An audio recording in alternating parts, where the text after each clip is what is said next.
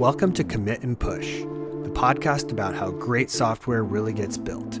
I'm Damien Filiatrault, your host and the founder of Scalable Path. Each episode, I talk with founders, developers, and leaders about the decisions, trade-offs, and hard lessons behind successful digital products. Let's get into it. Joining me today is Zach Goldberg, CTO of Gruntwork and the author of the Startup CTOs Handbook.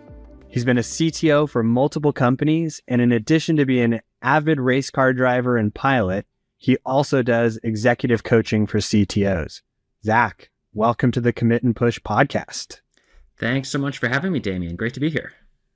Yeah, my pleasure. So to start us off, you want to tell our listeners a bit about your background and how you got where you are today? Yeah, I appreciate the opportunity. I'm a software engineer by training. It's what I started. I got my undergraduate in software engineering. And just over the course of early part of my career, I just found I loved startups. And so I was at a handful of startups in my early 20s. And for the past 12 or so years, have been an executive at a startup in one way, shape, or form. A couple of them I've started myself. Most of them recently I've joined sort of after a Series C, Series A kind of stage. Brought in to sort of help mature the technical organizations and help them scale and sort of achieve, efficiency and organization amongst the tech team. And a couple of years ago, I was working with a larger team and really just enjoying that process. I was really lucky to work with some really great other managers and some very talented engineers. And just there was this feeling that things were working well. And I started capturing what were some of the key ideas that we were implementing as a team that seemed to be working very well in practice, and then battle testing those ideas with other leaders that I was talking to and sort of came up with a handful of frameworks that seemed to apply relatively universally at tech startups. And that ultimately transitioned, or that became the manuscript for the Startup CTOs Handbook, which was published in 2023. And along with that, I started doing some executive coaching, working with other technical executives, technical leaders. And it's truly a blessing and an honor to, work with so many talented people, both at Gruntwork, helping to, advance the state of infrastructure as code, but also with other leaders who are building their own awesome startups. And if I can be even a little bit helpful to them and help the startup community broadly, that brings me great satisfaction. What company was it where these experiences came out where you decided to start documenting it? Yeah, at the time, the name of the company was GrowFlow. They were acquired about 6 months before I wrote the book by Dama Technologies. And that was actually a client of Scalable Paths, if I recall. Yeah, I believe so. Yeah. Yeah. It's taken me back a few years. Yeah. Okay. And and now that you're at Gruntwork, do you want to just talk a little bit about what you guys do and what you've helped build there? Yeah, Gruntwork is a very unique, super cool company. So it's in startup years, it's basically ancient. It's an 8-year-old company that still fashions itself a startup in the sense that it's bootstrapped. They've never taken outside capital and was profitable from day one. And so as an organization, we're probably about the size of a typical Series A company, about 20 employees or so, and including contractors, et cetera. But it started early on as an infrastructure as code and DevOps support. Very early in the company's history, it released a tool that many listeners might be familiar with called TerraGrunt, which is a sort of a wrapper or a layer around Terraform and today OpenTofu to add additional capabilities. Nowadays, TerraGrunt is sort of a premier infrastructure as code at scale tool. And today, Gruntwork publishes, of course, we still work very hard on TerraGrunt. We work on about half a dozen other open source tools, primarily in the infrastructure as code space. And we have an enterprise platform that helps enterprises scale out their infrastructure as code it helps central platform teams create scalable infrastructure as code in their enterprise. Awesome. What are some of the challenges you guys are facing over there? Or is everything just running smoothly? I'm not sure there's a startup in the world. Anybody who says their startup is running perfectly smoothly is lying to you. Things are going great. The infrastructure as code space is very interesting. Actually, it's fortuitous we're talking today, because today, after whatever it is, 14 months or so, the acquisition of HashiCorp by IBM is finalized. And so there's a lot of buzz in the industry today, specifically around what that means for the future of things like Terraform itself. Of course, the open bow community is interested, the open tofu community is interested, and so it could be a while before we see what direction IBM is going to take things. But certainly today is a bit of a turning point there. We see, we work with mostly larger enterprises on the commercial side of Gruntwork.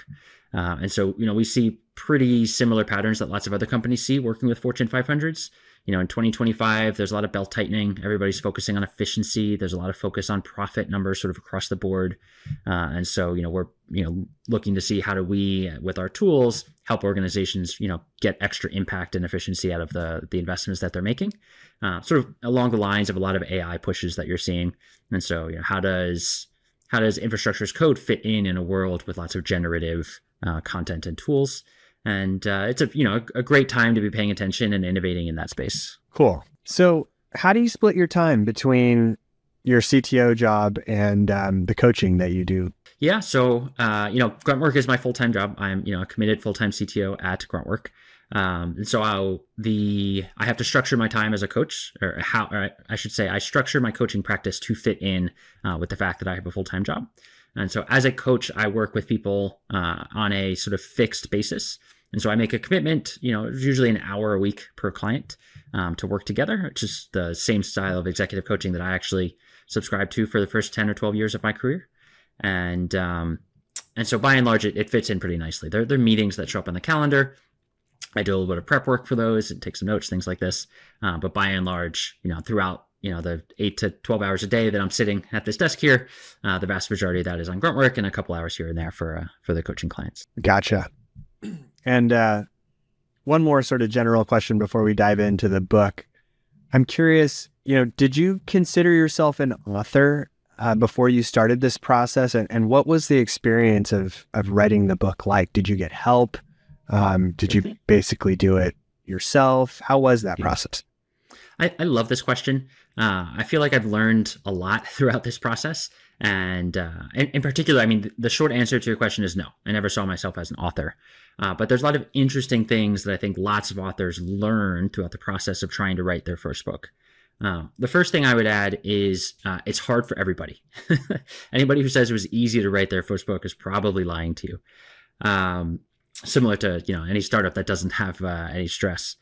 Part of being a leader at any organization, whether it's in person, remote, and regardless of your function, does involve learning to write well, or at least learning to write quite a bit, whether it's documentation or process or onboarding, performance reviews, like whatever it is, management sort of just involves writing. And so I do feel, my career has in some way prepared me for writing the book. Lots of managers, also have thought leadership as part of their day-to-day work. And so that, writing blog articles, things like that, all of these things I think are good preparation. But despite having an entire career of preparation, learning to write better, still, write well is maybe still a bar that's kind of high, but write better at least. It was very challenging to actually write the manuscript. I started with an outline of just what are all of the things that are interesting, where there's many ways to do it. They don't teach it to you in school because it's sort of a soft skill subject, but through trial and error and real world experience and other resources, we've identified there is actually a best practice. And so I had like a 12-page outline in a Google Doc of just topics, things related to hiring and firing and leadership practices and various technical decision-making processes, things like this.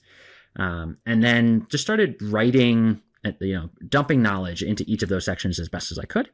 It was fortuitous. The only way this book happened was I happened to be in between roles around the time of my wedding. And so it was all sort of very fortuitous. I stopped working about a month before my wedding, and in between wedding planning, just like sat down and wrote sections. After the wedding and the honeymoon, I took another month and just 8 hours a day, every day, sat down and did writing. And Google Docs has this there's an extension that will track how many words per day that you write. And so I sort of gamified it for myself. You have to give yourself these little incentives. And for me, numbers is how many words a day were you putting out? I think the highest day was about 5,000 words a day. An average day was probably closer to 3,000. The final book is 65,000 some odd words. So it gives you a sense of, if it would have been 12 full days if I could do 5,000 a day. That wasn't the case. And then what nobody prepares you for is it takes a Herculean effort and basically a full-time commitment over a significant period of time to write a book. It then takes about an order of magnitude more time to do the editing. And so I went from 0 words on page to a manuscript in probably 3 calendar months. It took well over a year to work with a couple of different editors of different styles to actually get to the final product, which was published. All right. Well, congrats on pulling that off. I read the book. I read the whole thing. It didn't put you to sleep? Well, I'm not the type of person that falls asleep like on a book. I can handle heavy stuff. And I listened to the audiobook while I was driving. It is dense. I will say that. It's like I listened to it start to finish. Yeah. And it is dense. I do believe, like, as you say in the beginning of the book, it's a handbook, good, right? It's a reference. It can be a reference. Exactly. But I wanted to read the whole thing. Power to you. I appreciate that. I found it very useful. Even as someone with 30 years of experience building software, I learned some things. I agreed a lot with the things you said. It was nice to have some of my own thoughts confirmed. It was a great refresher on some topics I hadn't visited in a while. I shared it with our internal team. My head of development read the whole thing. And he really liked how opinionated you were, how to the point things were. There wasn't a lot of fluff in the book. And I really think it's valuable for anyone in technical leadership to read. So I appreciate that. I really enjoyed the book. It's great to hear that. It's you write a book, you get feedback from the people you ask for feedback along the way, which is sort of by definition a fairly small group. And then you sort of hope that it resonates. So it's very gratifying and very kind of you to say those nice things. Thank you. Yeah. And so in the book, the first 2 sections are about management and hiring. And those aren't really what you might expect for a book about being a CTO. Why did you start with these topics? Yeah. So, I guess I'll start with being a bit glib, right? When you buy a house, what are the top 3 rules when buying your house? Right? It's location, location, and location. And when it comes to building a strong team at work, what are the top 3 things? It's people, people, and people, right? If you have the right, what's the saying? The right butts in the right seats is ultimately the highest impact driver on your success. And there's also the double-edged sword of engineers and managers with technical backgrounds probably are not interested in picking up a book that teaches them about technology itself, because by and large, they're already technical experts. Right? You've gotten into technical management, presumably because at some point you were a technical expert and you decided to try management. And so it didn't seem valuable for me to come off as trying to teach people technology itself. I think most of my audience already has some level of expertise in there in some area of technology. Whereas the management stuff it's harder to find a good handbook on that subject. And it's also, it's not something people are naturally good at. I modeled the book off of the Great CEO Within by Matt Moschery. Absolutely loved it. He did a fantastic job. Super valuable. And I loved, again, how directly to the point it was and how, it covered those topics that are critical to day-to-day of running a business, but aren't typically found in your larger business book. Right? You can read Jim Collins' Good to Great. You can read Hard Thing About Hard Things. There's a long list of excellent business books that are, recommended in most MBA programs that teach very valuable lessons about business strategy, about organizational culture, but it doesn't tell you about the meat and potatoes of managing the logistics of raising fundraising. Right? It's a topic in Good to Great. It doesn't teach you the logistics of a hiring pipeline for engineers or designing interviews for software engineers. These, it's not taught in the broader books. And so some best practices there is really what I thought would be most useful as a reference guide for other managers. So a quick pause here. I wanted to tell you a bit about why I started my software staffing company, Scalable Path. Back in 2008, I was working on a client project with some developers in Argentina, and I saw how amazing it was working with people in my time zone who were just as available as people in my office. So in 2010, I started Scalable Path to help companies take advantage of this underutilized talent pool. And since then, we've built a platform of over 40,000 developers, and we've placed over 600 of them with over 300 clients. So if you're looking to hire top-notch dev talent at a fraction of the cost of hiring locally, visit scalablepath.com/commit-push. And as a listener of the podcast, you can get 20% off your first month. I'd love for you to give us a try. Yeah, I totally agree with that. It's something I've experienced myself. I mean, I'm an engineer who's now somehow a CEO, and I always have something to learn on management. And that was I like the tips in there. And it's an area I always need to grow in. If you were to pull out some of the key points out of the management section, what do you think those would be that you want to share here? Yeah, I think, let me think about that for a second. So, one of the quotes I use in the book is from Otto von Bismarck, which is, fools learn from their mistakes. I prefer to learn from the mistakes of others, right? Which is to say, to translate that, in management, there's a lot you can learn through trial and error, but due to the nature of management, those errors will be costly, right? Either to your business or to morale on your team. You might unintentionally hurt an employee or hurt their opinion of yourself or the company. So the consequences are real of making, sort of amateur management mistakes when there are best practices to avoid those mistakes. And so I really wanted to focus on what sort of, not necessarily universal truths, but generally applicable truths to management to try and avoid some of those issues, like setting clear goalposts for employees and performance. And it's very common that you have employees will come to you and say, what do I have to do to get a promotion? Right? Very common one-on-one topic. The fact that the employee came to the manager and asked that question signifies that the organization has failed to establish clear goalposts in advance. Right? That is a symptom of a lack of a process or lack of clarity within the company. Now, in an early stage startup, of course, that's perhaps excusable. You haven't gotten there yet. And so this is, if you go to any of your 10,000, 100,000 person tech companies, these things are already very clear, right? If you go work at Stripe or Google, there's a very sophisticated internal wiki, probably with various spreadsheets and matrices that are very precise about to get from level A to level B, you must do these things. And in a startup, you go from nothing. You don't want to go to that level of sophistication because you don't have 10,000 employees. But you want to get started, right? And so what are the best practices to get started providing that clarity and those clear goalposts so employees don't have to go to their manager and ask that question? And even more importantly, managers have a consistent answer they can provide to all employees so everybody's got a sense of being treated the same way and having the same opportunity to drive value for the company and drive their own careers. Yeah, that brings up something I read in the book about, I think you said that you tried to tie it to production, so that it would be a win for the company and a win for the employee. So, if you're actually producing, code or new features at X rate, that puts you at this earning power, and it's a win-win. What were the metrics you were suggesting there? Yeah, I think one has to be a little careful about quantitatively measuring something like production or velocity, especially in software engineering.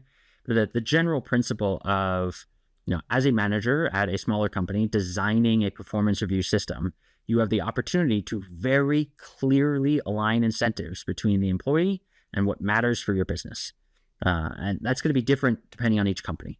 And so, some traditional metrics would be things like software quality. How many bugs has the person shipped, or contribution to pull requests? Are you reviewing other people's code and helping them level up, or participating in an interview process?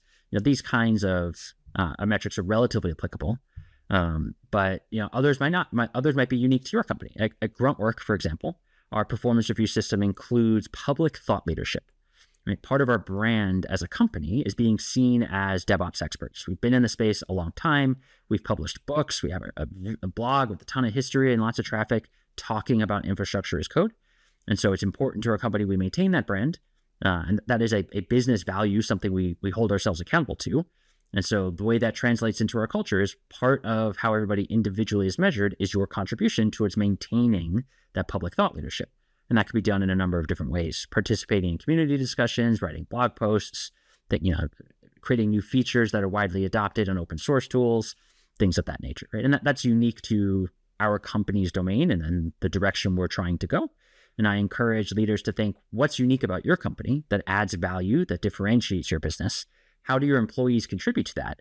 And can you hold them accountable and create an incentive for them to move in that direction? Yeah, it's hard to get away from, the elephant in the room here on this topic, which is what everybody wants is to have some sort of measure of productivity. And you even mentioned in the book, and I've experienced myself, it's very difficult, right? And you hear people finally sort of saying it's a very tough thing to quantify. I think you do mention, features shipped, story points, but it going back to your, the topic of you want to have it clearly defined what you need to do to get promoted and to get to the next level. If it's sort of vanity metrics, like, oh, you spoke you spoke publicly about this, or you participated in a review, really what the company cares about is productivity and what they're doing for the product. I would assume that has got to be the heart of what people... I think I'm not sure I would agree that that's universally true. I think expectations need to be very different depending on seniority, right? A junior engineer, I expect to produce, fewer innovations, to have less mentoring and less coaching of their coworkers, to have less, public thought leadership, right? I hire a junior engineer because they're going to learn and they're going to be effective at, doing the job of engineering, and they're going to be learning and absorbing and becoming a more senior engineer over time. And we want people with lots of capacity and lots of room, excitement for that growth. If I'm hiring a senior engineer, I'm expecting you, of course, you're going to write great code, you're going to understand technology, but you're also going to have an impact that's larger than yourself. And so I'm going to measure things beyond just your performance and productivity of features. You're going to be mentoring other people, you're going to be advancing our standards, you're going to come up with ideas to incorporate new tools into our process. You're going to be pushing back on management when they do dumb things, which we do all the time because we're not perfect. So I'm expecting, senior staff, principal level engineers to have an outsized impact beyond the software that they're writing. Yeah, I agree that some of those metrics you pulled in or things you pulled in lead to productivity. Like if you're mentoring a junior developer or a team of junior developers, you're improving their productivity. And so, yes, if you're working on new tools that make the dev team process more efficient, that's ultimately leading productivity. So I totally get that. But I don't want to linger too long on that subject. I'll just leave with one idea, or a idea and a half. I do believe in Goodhart's law, right? When a metric becomes a target, it ceases to become an effective measure. Right. And so if you're measuring people on story points shipped or lines of code or pull requests merged, right, you quickly introduce incentives and people can game systems and you lose the value. Right. So you have to be very careful about quantitatively measuring things like this in performance reviews, unless it's very well constrained and it's very obvious that if somebody games that system, it's actually good for everybody. And my favorite example of this is pull request size. Right. Well, how do you game the system of being measured for shipping small pull requests? You make smaller pull requests, which is exactly the thing we wanted to begin with. And if you game the system by submitting a handful of one-line pull requests, I'm totally okay with that. They're really fast to review, really easy to test. And if you can manage to make forward progress on your stories with 1 or 2 line changes, at some point it becomes ridiculous and ineffective. But as long as they're individually complete and make a meaningful change, that's an easy PR to review and merge. So that is a desirable behavior at the end of the day. Whereas higher level metrics, especially if they're output metrics as opposed to input metrics, very quickly become murky. Software development is a creative business. We don't know what we're doing until we're doing it. And so it's very hard to fairly hold people accountable for that over a larger period of time. Yeah. All right. I got another question for you here. In your hiring section of the book, you're talking mainly about hiring traditional full-time employees, and there's a lot of good tips in there. I really liked the section on interviews, how to structure interviews. But where do you think contingent workforce or contractors fit into the equation? You didn't really touch that in the book. Yep, that's a great point, and it's simply an oversight. There should be a chapter on that. Thank you. So I appreciate you calling that out. Version 2, we'll have something on contingent and contract workforce. There's two parts to this. Fundamentally, when the business decides to hire, there should be a reflection, or at least a asking of the question: is the need that we're hiring for a long-term need, especially at a startup? It's very common, I've been asked 100 times, like, Zach, can we just not hire somebody full-time to build this particular thing? Well, you ask yourself the question of this particular thing we're building, are we maintaining it forever? Do we know if we're maintaining it forever? Is it a one-off project which needs to still prove its right to exist? And if the answer to those questions is uncertain or no, then a contingent, contract workforce makes a lot of sense, especially to get things started. So I'm a big believer. We use them all the time. Gruntwork has a pretty sizable team of part-time and contract employees. There's a couple of reasons why you necessarily need them. It's temporary, right? That's the easiest one. There's a specific expertise you want to hire for. And this is actually what Gruntwork does. We maintain a product that covers a huge amount of domain knowledge in AWS, more so than any one person could reasonably in a lifetime understand. And so we hire contractors who have a very deep expertise in a slice of how the cloud works. And we have, we hire 5 or 10 of those in various, rabbit holes, so to speak, or various depths in AWS. And between that group of people, we get a tremendous breadth of expertise, far more than any one person we could get in a full-time hire, with the cost of maybe only 2 hires kind of thing. As you may know, I run a vetted talent platform called Scalable Path, and I'm offering a 20% discount to listeners of the podcast.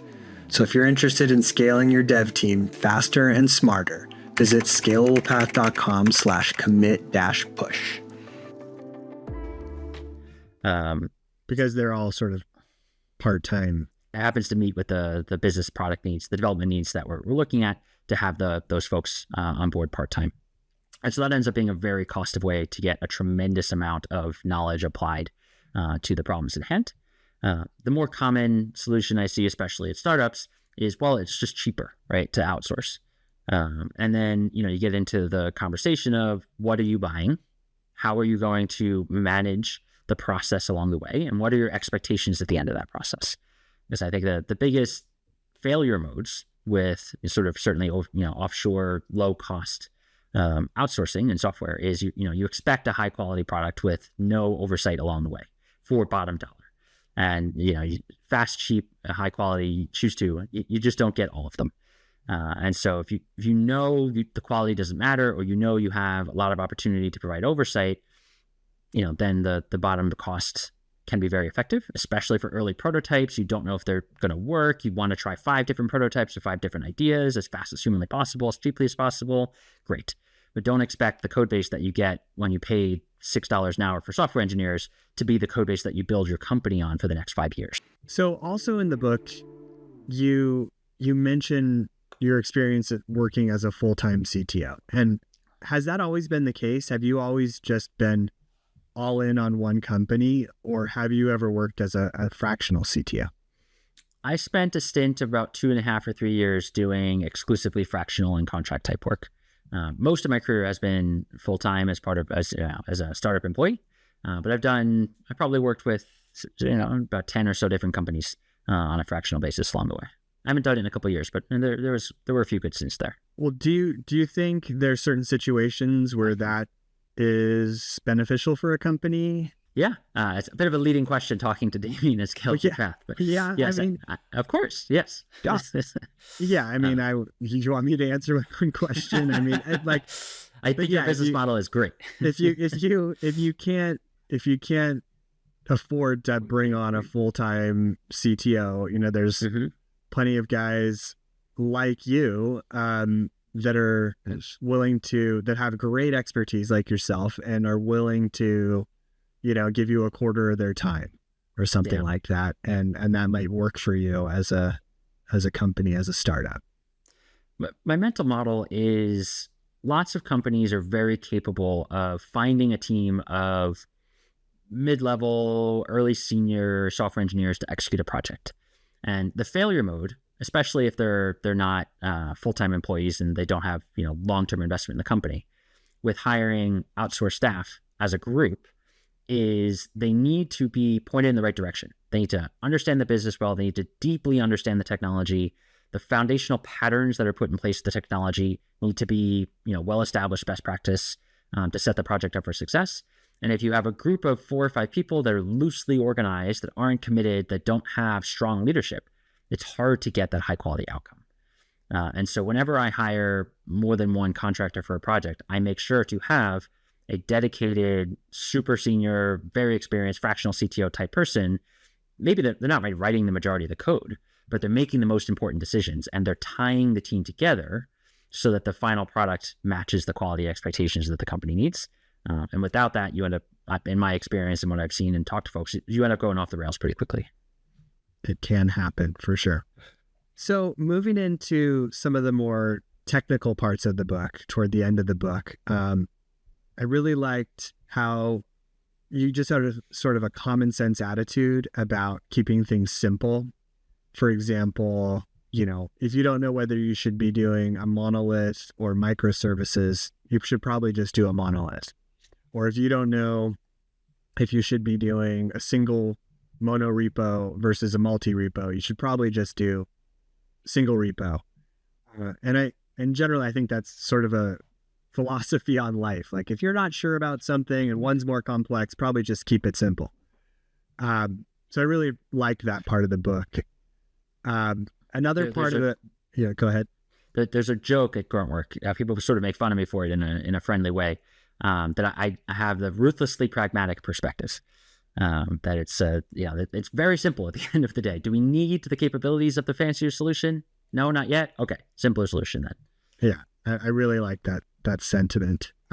So kind of going a little back into team productivity, you got a little into DORA metrics, and I think you got into this one topic where there was improving the developer experience actually improved like 3 out of the 4 DORA metrics. Do you remember what I'm talking about here? Yeah, not sure the specific example, but the general idea I definitely would have written about and have seen in practice many times, and big believer. Yeah, I'll kind of bring it back to something we're experiencing at Scalable Path. We have this modern Next.js React application that we were very excited to modernize to. And it turns out that now our build times are really long. And so when have a feature branch and we want to deploy it to an environment to be QA'd, it can take 30 minutes. And I think it's a big bottleneck for us. We're trying, I think there are still opportunities for us to reduce that deploy time. We're working on that. But I was hoping this would jog your memory, but it does seem to me that when you're talking about trying to improve the efficiency of a dev team, a lot of what you want to do is reduce the time that they're spending on, I think in one book I read, it was like called outer loop. There's like the outer loop activities, which are things like deploying, doing code reviews even, and what's inner loop is like you're actually solving problems, writing code, and you want to reduce that outer loop stuff. And the pain point for us really is a lot of this outer loop. But there was some point in the book where it actually seemed that by just changing, I feel if we can change our own, deploy time, reduce our own deploy time, and then make it easier to QA things, and then bring that branch more quickly back into the trunk, it's going to have all of these knockoff improvements to the team efficiency. And I really like that section of the book, and I'm hoping this jogs your memory a bit on some of the stuff you talked about in there. Yeah, I think the I like the phrasing, the outer loop, inner loop. That's new to me. I think that captures it really well. You have to think, what is the multiplying effect of saving a developer 10 minutes a day? Right? How many developers do you have? How many days are they actually writing software? What is the cost of a software developer? Presumably very high. Especially, nowadays we're so efficient with AI and all these kinds of things. So that 10 minutes could write lots of code.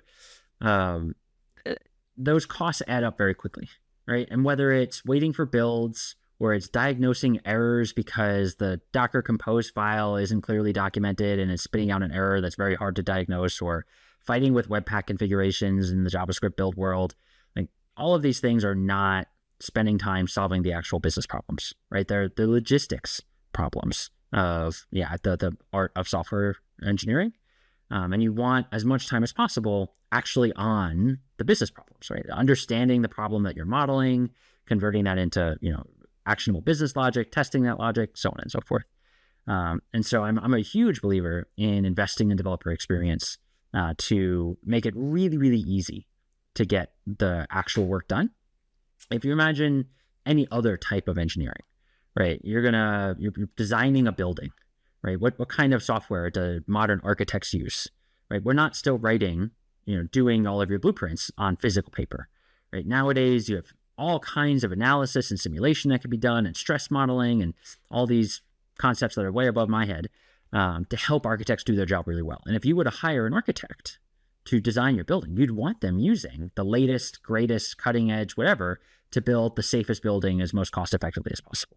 And you wouldn't want that architect running out to Staples to buy more blue paper and pencils, right? And charging you for that time, right? Which is the equivalent of debugging a failing CI build in software engineering, right? That's not what we're paid to do. That's not generating the actual value. And so, anytime you hit those sort of paper cuts or those miniature roadblocks, in my take and the culture I want to build is you always invest in getting rid of those roadblocks. Automation fundamentally unlocks velocity. And so automating all those things away, make the developer's life easier, spend time on the work that actually matters. Yep. If I could ask your JavaScript builds system, is it, not to get too deep in the weeds on the technology, is it Node.js, Bun, Deno, Rust build tools, traditional stuff? I'd have to bring in my head of development, Raphael, to really get into, because I'm a little distanced from it. I just know that it takes 30 minutes, and I'm constantly saying, hey guys, how can we reduce this? Because I know just that optimizing that one thing will probably have huge multiplying effects on the efficiency of the team. Yeah, especially testing feature branches, like the ability to do that quickly. You get the feedback to developers that much faster from cross-departmentally, QA, from product, feedback internally that much quicker. There's a lot of really good feature branches is a huge productivity boost. Yeah, which kind of rolls into this next topic. I'm kind of curious to try this roast and toast idea. Like, if there's one technology or tool that you think is just overhyped or even harmful right now, does anything come to mind for you in that? And then we can also get to toast one where you think, oh, this is actually a great thing that's going to stick around and there's a lot of hype, or it doesn't even have to be hyped. But yeah, either side. Yeah, I think I don't want to go so far as roasting so much as expressing a pragmatic perspective to tie it back. I think especially in the JavaScript ecosystem, things have always moved very quickly, and that's always been a criticism of the ecosystem. I think in the past year or two, it's actually even accelerated the rate at which there are new tools, new paradigms, new ways of doing things, even above and beyond the craziness that was the teens. And it's really cool stuff. I watch all the Deno release videos, and then I've seen the recent releases of Bun. It's very cool. I'm really excited about the future. But I have sort of I follow sort of a ThoughtWorks radar approach to these sorts of things, which is to say, I love that there's innovation happening. Generally, especially when there's competing innovation, it's not for certain that these things will still be here in 5 years, certainly in their current form. It's not for certain that the ecosystem around the tools is going to be sophisticated, have good documentation, be, really low defect, so on and so forth. And so I'm going to take a little bit of a trial or a wait and see approach before picking up the new innovation that looks super cool. In my book, I talk a lot about boring technology, right? You don't get fired for using the tried and tested tools that work well, that will still be here in 10 years. Like, nobody's going to get fired for choosing Postgres as their database in 2025. You could use there's really cool stuff about hosted SQLite. That is like intellectually fascinating. I really hope it becomes successful and widely adopted. But at least as you and I are talking today, I think it's pretty fair to describe that stuff as still cutting edge and not yet fully proven out in the world. And so, maybe we'll do a proof of concept on that kind of thing. But I'm not going to start a new startup that I want to be here for 20 years, focused entirely around that one technology choice, for example. And in the toast category, I'm going to sound like a broken record, but I think Cursor is the coolest thing. I've been using Copilot since the day Copilot came out, and that was nice, right? Definitely a productivity boost. But the integration that Cursor's got with AI nowadays, just the prompting is just so much more sophisticated and integrated in my workflow, and whatever it's doing behind the scenes to try and figure out the intention behind the work I'm doing and create much more sophisticated tab completes is absolutely fantastic. And I'm really excited about the direction that's taken us. Do you have your whole team using that? We do. We've rolled out a Cursor subscription. There's a Slack channel called AI at Work, and pinned to that channel is the invite link. And so anybody who's not using it can just instantly join our organization. The Cursor must love it. What a great business model. Basically saying anybody at our company that wants to give them money can do that. But the productivity upside is totally there. Cool. I've heard good things about it. I haven't used it. Can you go into a little more detail on how it's better over, Copilot what you were using before? I don't mechanically know what it's doing behind the scenes to achieve this, but the experience, if you're familiar with Copilot, you'll be typing a line of code, and then Copilot is sort of using that in some way, shape, or form to guess how you're going to finish that line of code and maybe guess the next 5 lines of code, right? And so the total capability of autocomplete in VS Code with Copilot is additive, right? It's going to type the next between 1 and, let's say, 1,000 characters that you might have typed in a row, contiguously. Cursor, in addition to deeper integration with chat and things like that, it'll recognize. So, say for example, I was updating some documentation a couple hours ago, and the documentation was talking about repositories, plural. And in this particular context, it actually made sense to talk about a singular repository. And so I changed one sentence, which was the preamble, which changed the meaning of the rest of the paragraphs. Instead of multiple repositories or single, I changed a single instance of the word repositories to repository. And then instantaneously later, Copilot had highlighted in the next several paragraphs all of the IESs and replaced them with a Y. And all I had to do is hit tab, and it fixed that problem. Right? It understood, like, mechanically that, I'm changing a plural to a singular. And it went and just did that, which is not a thing that Copilot by default does. And this is, of course, it's funny that your example is about just regular writing and not even not even code. But imagine how powerful that is with code. Yeah. Right? To have that semantic understanding of the type of change you're making in that context, and then just apply that for you, so you don't even have to do the thinking. Cool.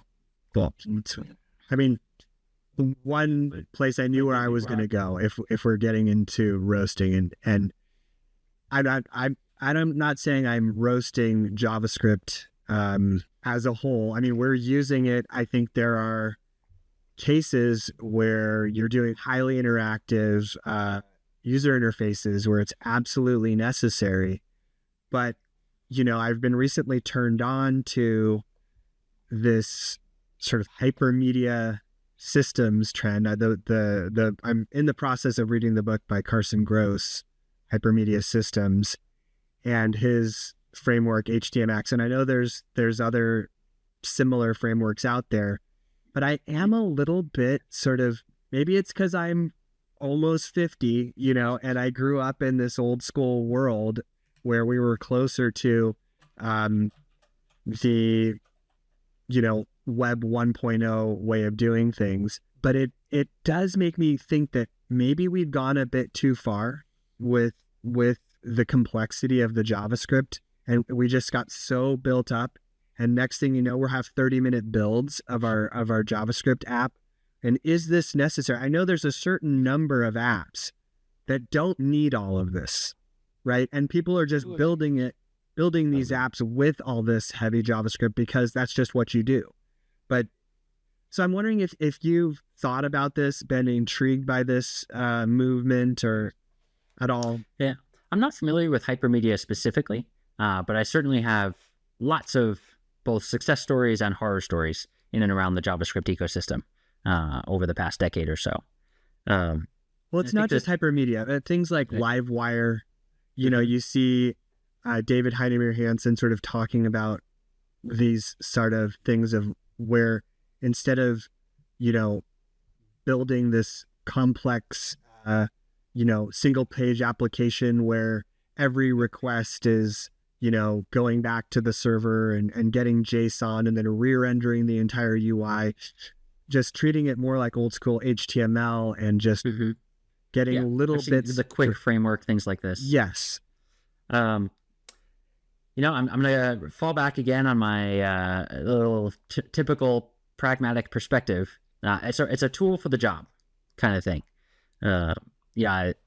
We at Gruntwork, we have multiple documentation sites. One of them is written in DocuSaurus, or actually all of them are DocuSaurus. And most recently, we've started using Astro and Starlight. And I think it's just a question that, the architecture of the two, DocuSaurus versus Starlight, is in some ways similar, in some ways very different. But the net result, of course, is the same. It's a documentation site that's supposed to be really fast and very pretty. But what we have found, comparing and contrasting them, is it's always just a question of what are the needs in this particular circumstance and which tool best aligns with those needs. And I think what you get in the JavaScript ecosystem is there's a lot of, for lack of a better phrase, celebrity. Next.js, for example, is just a really big brand. And Next.js is great, but it is not the right tool for every problem. Like, not every JavaScript website should be written in Next.js. But if you're going to hire a contractor to go build your website and that contractor doesn't want to get fired and they want to pick, the standard tool, are they likely to be experienced with Next.js and likely to pull it off the shelf just because it's convenient? Even if it might not necessarily, maybe it's too sophisticated for the needs of the client. Maybe that probably happens every day. And so there is this challenge of, because the ecosystem is so fragmented and expertise is so fragmented, people tend to use what they know as opposed to necessarily what's most applicable. My most recent company prior to working at Gruntwork was a finance application where we did some pretty sophisticated things with forms and data that loaded in. And a really nice next setup was wonderful to work in. Like, it was a really nice match to the problem and we were able to make changes quickly. But there are other instances where, I would not want to go build a documentation site in Next.js, for example. It's way too much. And so it's a consequence, I think, of just how many things are out there. And, unlike Rails, for example, where you have sort of a single dominant framework in the industry, that framework is super mature, super robust. Everybody, not everybody, but the majority of developers in that language are familiar with that framework. It's the tool. It's been well adapted to large scale and small scale.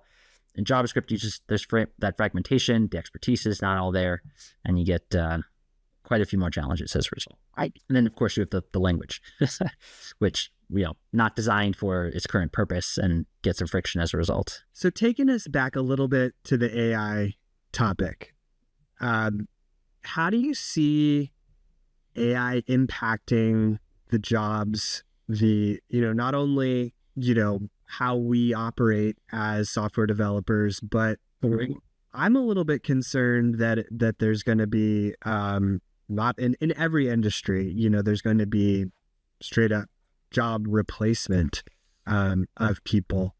Do you think that these AI agents, AI coding agents, are on the cusp of being good enough to be where a senior developer or a manager could just be managing some AI agents instead of some junior developers? I mean, I might eat these words in a few years, but I don't think so. I think there are use cases where, what's the name of the tool? It's like 0x or 0 day or something like that, where you build your MVP of your JavaScript powered website with just a couple prompts. That's brilliant, right? And I think that use case is only going to get better. I don't see that extending to a sophisticated application with lots of business logic that's deeply integrated with all the kinds of things that a business needs. So I absolutely, calling it right here, right now, software developers are here to stay. I do worry a lot about training of new software developers and how much harder it's going to be a junior developer now than it was 10, 15 years ago. A, because I don't know, like the number of those jobs might be fewer, and B, because it's just so easy to have the AI do the mechanics, the minutia of software engineering for you, so that you're not going to experience the pain of being forced to take a step back and say, well, why is this working this way, and become more of an expert. So I worry about the incentives there. But I mean, big picture, if you look at software in 2025, like how are we doing as an industry that creates code? This is a controversial opinion perhaps, the only good software on the planet Earth is written by maybe 20 companies are capable of writing good software. If your name is not Google or Microsoft or Apple or Netflix or companies in that tier, you probably don't write great software. And your application probably is somewhat buggy. It probably isn't translated into all the languages it needs to be translated in. It probably doesn't account for all the different edge cases that happen in the real world. If I go to the App Store and I need to download a new app from even a mid-sized company for some device I just bought, the amount of dread and fear I have about the quality of that software is immeasurable. It's just that I will not buy products that need software that wasn't developed by a major software company because I know it's going to be terrible. And I think that's not that terrible. Terrible is a pretty strong word. I mean, I've got Smart Light software that is just the worst thing in the world to use. Crashes. And are you including TerraGrunt? Or Grunt? We are a professional software company. We our business is writing software. But if your business is selling something else that's not software, and you wrote some software, it's likely not very good. I think that's bad. In 2025, it makes me sad that I don't have confidence that any arbitrary company out there would have written an Android or an iPhone app that's great. And I think we could do better. And I'm optimistic that over the coming years, AI will help non-software companies write better software. Hopefully that makes being a user of software that isn't made by professional software companies better. And I will feel more confident buying, I don't know, an air conditioner that happens to have a dedicated app. Yeah, it's a known fact that it's improving developer productivity, AI. I think it has a lot of potential in QA, writing automated tests, like potential in QA. We're only scratching the surface there. I do worry about people's jobs being replaced in a market that's already sort of with tons of layoffs and things like that. But I'm glad to hear you think that software engineers aren't going anywhere for a while. I hope that's true. Yeah, if you really distill its essence of what is it to be a great software engineer, lots of people can physically write good code, right? It's knowing what problems to solve that is actually the hardest part of software engineering, and then breaking those problems down into more manageable solutions. And I think I'm not sure I see a world where an AI agent has all of the context of a business the same way a senior developer does, and can identify, the customer asked for X, and so we should deliver Y, right? Like that bridge is really challenging. And I don't, the path for an AI to do that consistently in the same way a product manager or senior developer does is we will see. We will see, because there were things that I thought a couple of years ago that AI would not be able to do that I'm already thinking, well, the way things are progressing, it may be able to. So we may be eating our words shortly, as you say. So we're coming up on our time here. We didn't touch much on your coaching, what you do there. I mean, I could frame it in terms of your book a little bit, even like what, when you're for a CTO, when should you consider, getting coaching? If you are in a management position and your business does not have a very structured management training program, you should be seeking external advice to become a better manager. Whether that's management mentor, a group, external management training program, or a dedicated management or executive coach. Like, it is just too expensive to learn on the job the basic best practices of growing and scaling an organization. And the opportunity cost is tremendous. If you are a leader at a startup and a growing company, your investors have given you millions of dollars to go from where you are today to 10 times bigger. Building the organization that does that is hard. There are more ways to do it wrong than there are to do it right. The ROI on improving the decision-making of your top decision makers with whatever the cost of a management program or coach is tremendous. And your business will pay, and your employees will experience the benefits of that. So if you're in a position of making really high impact decisions and you don't yet have the experience to frame those decisions really, really well, then I'm a big believer, and this was certainly my journey and the journey of many I talked to, of leveling up faster with somebody else's help is a great idea. I totally agree. I'm going to let us wrap things up here by saying, like, where can people find you online and get in touch with you? Yeah, I'm startupctocoach.com. That'll get you directly to the website, or you can find me, Zach Goldberg, on LinkedIn, and happy to chat. Great. Well, it's been a pleasure and a super fun conversation. So glad to have you.